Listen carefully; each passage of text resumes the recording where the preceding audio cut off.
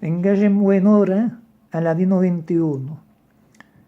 El cuento que tengo el placer de contarvos hoy se llama El prove y el Yaguanabí. Andabía de ser de un marido y una mujer muy provis y desdichados.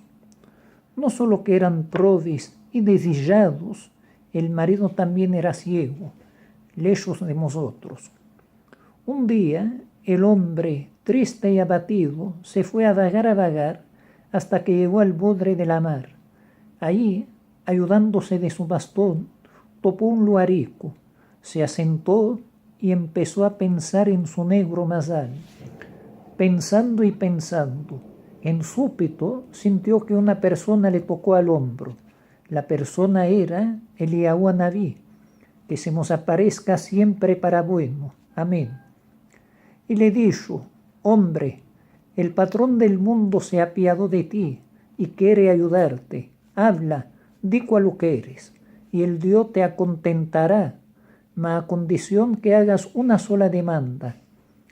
El hombre pensó y pensó, mas no supo cómo en una sola demandar todo lo que quería. Le dijo a Yaguanabí: mira, te rogo, dame tiempo hasta mañana y te daré la respuesta.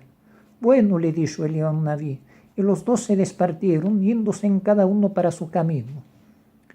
El buen hombre, apenas tornó a su casa, le contó a su mujer lo que le había pasado por la cabeza y le demandó: dime, mujer, ¿cómo vamos a hacer? ¿Cómo en una sola demandar todo lo que tenemos de menester? Le respondió la mujer: marido mío, no te estreches, ven ahora, repósate, come, hasta mañana el Dios grande, ya te digo yo lo que le vas a decir. A la de mañana se levantó, se lavó, se vistió, le dijo a su mujer lo que le dijo y de nuevo se fue a vagar hasta que llegó al bodre de la mar. Ahí ya lo estaba esperando el Yaguanabí. Buen hombre, le dijo el Yaguanabí, ¿me trujiste la respuesta? ¿Ya sabes lo que quieres? Sí, respondió el hombre.